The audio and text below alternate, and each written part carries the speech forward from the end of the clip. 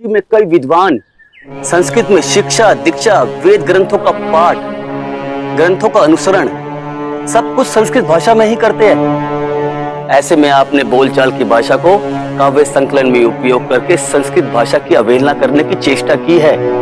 ये हमारा कथन नहीं है, अपितु कुछ लोगों का ऐसा मानना है। आप ऐसा ना सोचें, हमारे मन में किंचित मात्र भी आपको लेकर कोई संदेह नहीं है।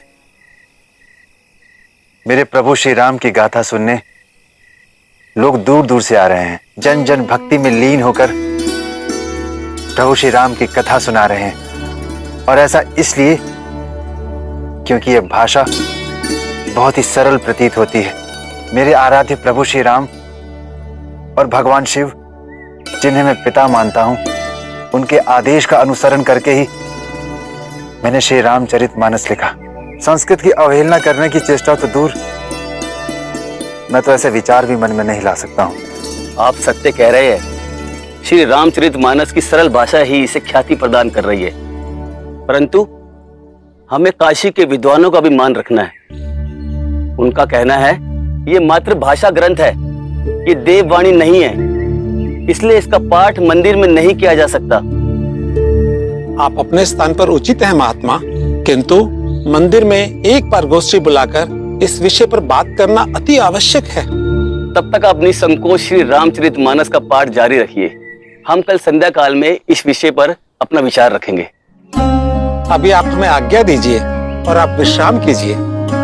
कल प्रातः पुनः आपको रामचरितमानस का पाठ भी तो करना है।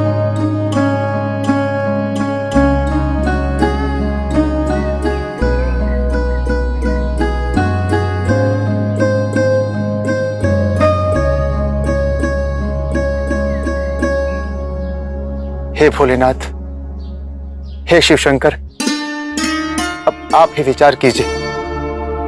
यदि मेरी रचना में कोई दोष है तो इस ग्रंथ को मैं गंगा में प्रवाहित कर दूंगा, किंतु आपके आदेश पर ही मैंने प्रभु श्री राम की जीवन गाथा लिखी है।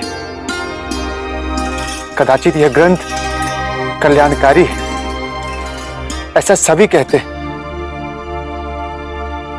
तो सभी को आप ही इसका प्रमाण देंगे, इसका मुझे पूर्ण विश्वास है।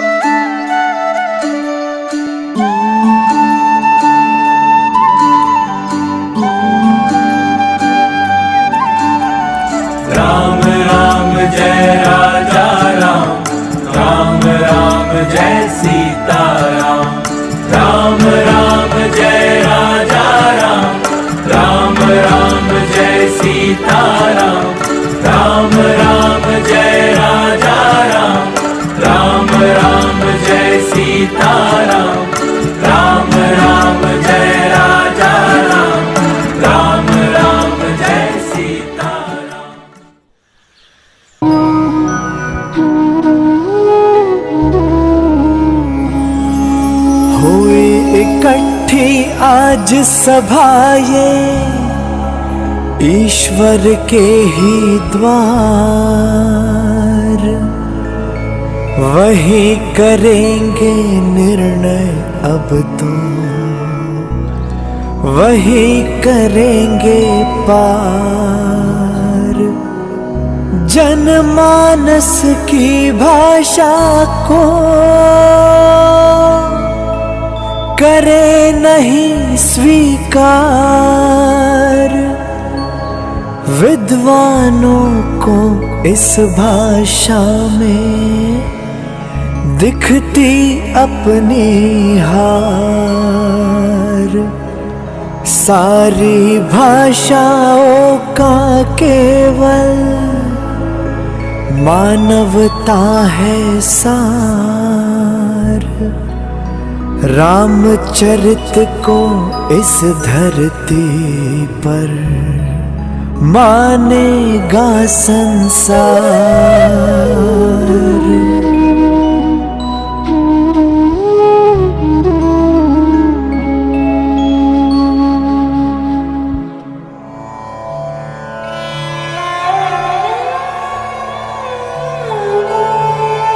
भक्तों, मैं आप सबका अभिनंदन करता हूँ। मैं जानता हूँ आप सबके मन में ये विचार आ रहा होगा कि समय से पूर्व मैंने राम कथा का समापन क्यों कर दिया। मैं मानता हूँ कि मैंने श्री रामचरितमानस की रचना साधारण बोलचाल की भाषा में की। कदाचित ऐसा मैंने भगवान शिव के आदेश पे किया है। ये मेरी बुद्धि की कल्पना नहीं है। यदि इस ग्रंथ के विषय में आप सबको किंचित मात्र भी संदेह हो तो मैं आपके समक्ष एक प्रस्ताव रखना चाहता हूं। मेरा तात्पर्य है इस ग्रंथ को भगवान शिव के मंदिर में रख दिया जाए। तत्पश्चात मैं पुजारी जी से आग्रह करूंगा कि मंदिर के द्वार को बंद कर दे और उसमें ताला लगा दे। यदि मेरी निष्ठा में सच्चाई है और एक ग्रंथ कल्याणकारी है तो भगवान शिव स्वयं इसका प्रमाण देंगे। मैंने एक ग्रंथ भगवान शिव के आदेश पर ही लिखा है।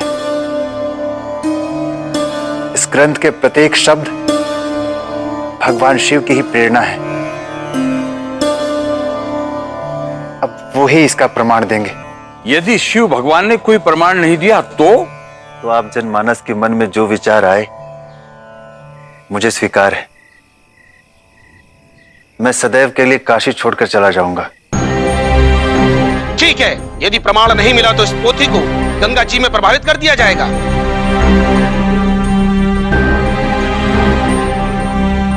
मुझे स्वीकार है।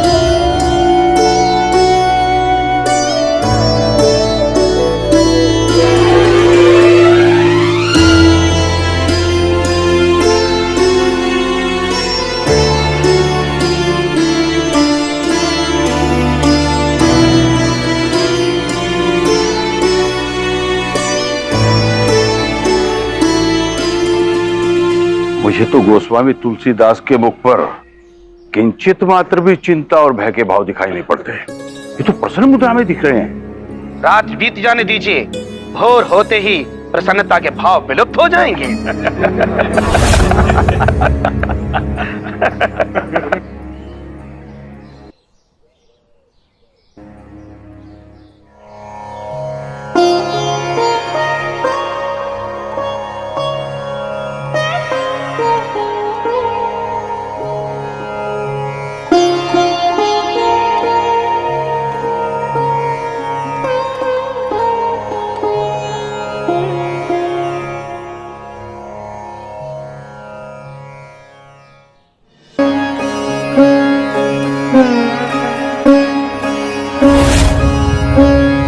हे ईश्वर, ये कैसा चमत्कार है।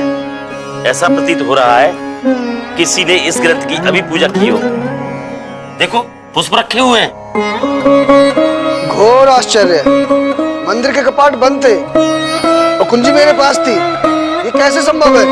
हम भी देखना चाहते हैं भगवान ने क्या प्रमाण दिया है। हाँ हाँ, आप स्वयं ही देख लीजिए ग्रंथ पर रखे पुष्प। पुष्प? हाँ, ये क्या प्रमाण हुआ? पुष्प तो कहीं से भी गिर सकते हैं। ये क्या ठोस प्रमाण है? हम नहीं मानते इस ठोस प्रमाण को। और नहीं तो क्या, ये पुष्प प्रमाण देंगे।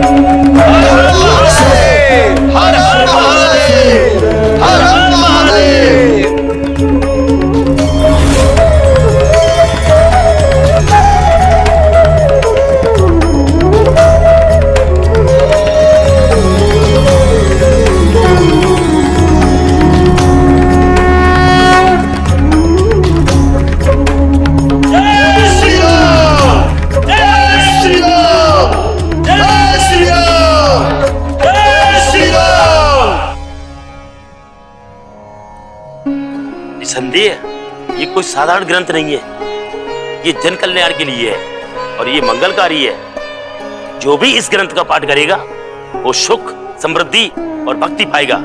ये सत्य है।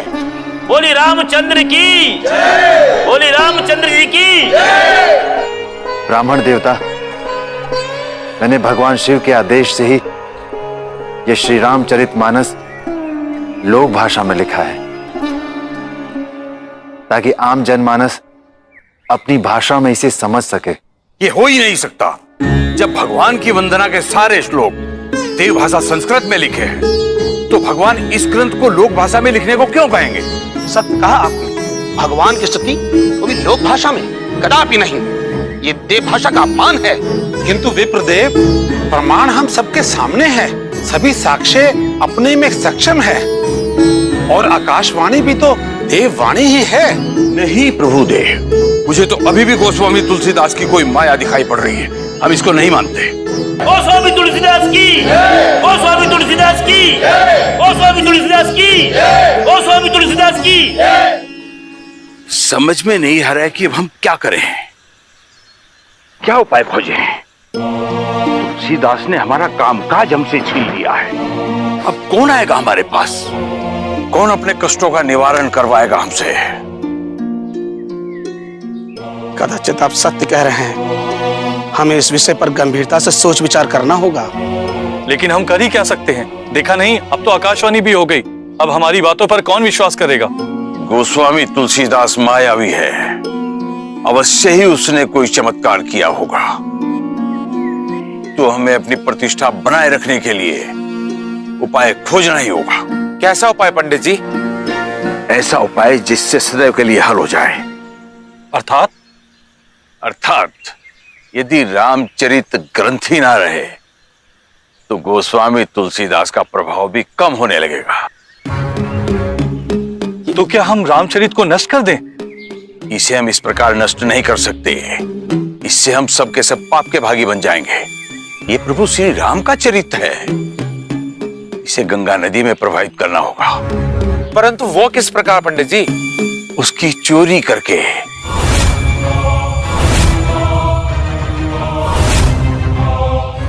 यदि हम पकड़े गए तो हमारा चरित्र समाप्त हो जाएगा और पंडिताई भी चली जाएगी। नहीं चंद्रकांत,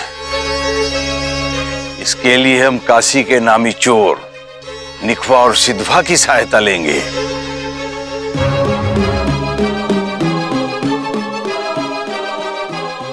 ये उपाय ठीक रहेगा। ना रहेगा बांस और ना बजेगी बांसुरी।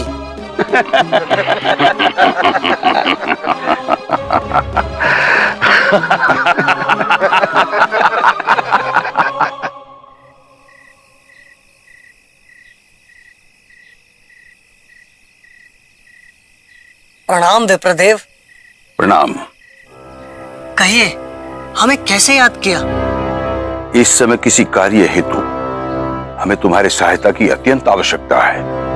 यदि तुमने हमारा कार्य कर दिया तो हम तुमको इतना धन देंगे कि जीवन पर्यंत तुम्हें चोरी करने की आवश्यकता नहीं पड़ेगी। पंडित जी, आप कार्य तो बताइए।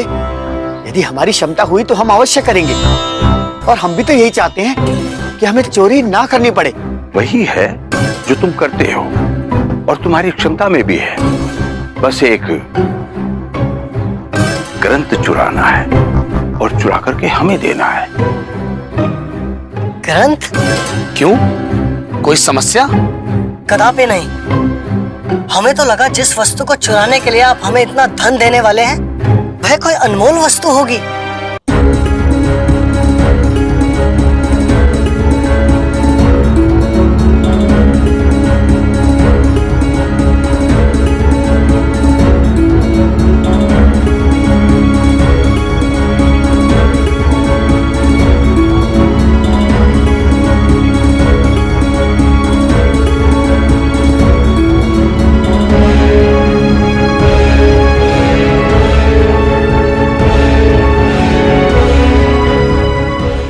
अपना कार्य कुशलतापूर्वक करो, यही तुम्हारे लिए उचित होगा।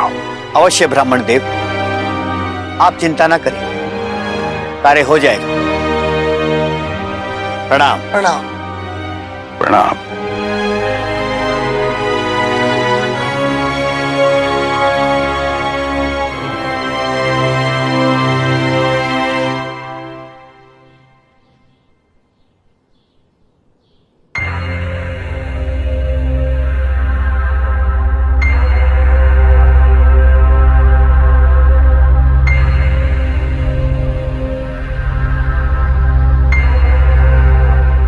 कुटिया के दरवाजे तो बंद है। सिखवा, अब हम ग्रंथ कैसे चुराएंगे?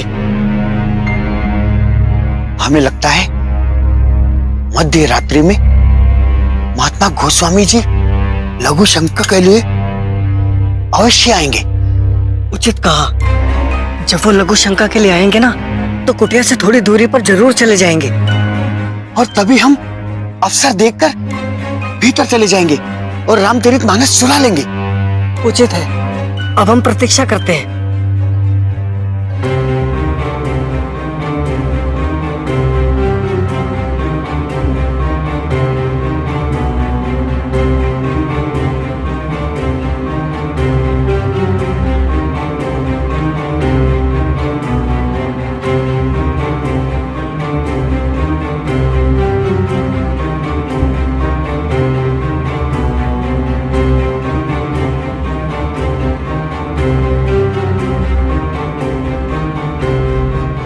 चलो चलते हैं।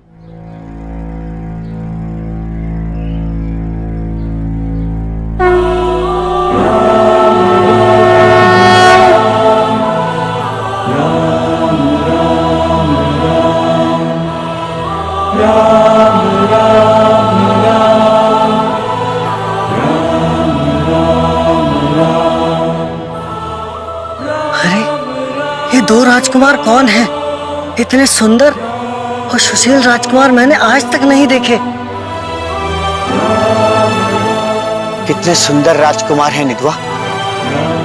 चलो पास चलकर देखते हैं। सत्य कहा, कितना सलोना रूप है। मेरा भी बहुत मन कर रहा है। चलो चल के देखते हैं।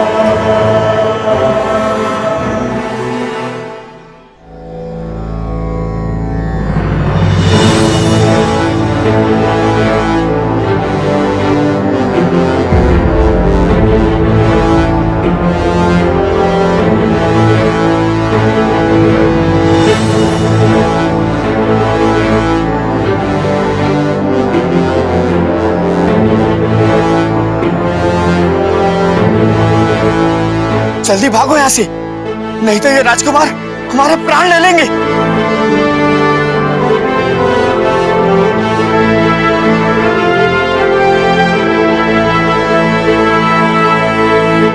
तो हमारे प्राण संकट में ही पड़ गए थे। सत्य कहा। परंतु मेरा मन उन सुंदर राजकुमारों को पुनर्देखने का कर रहा है।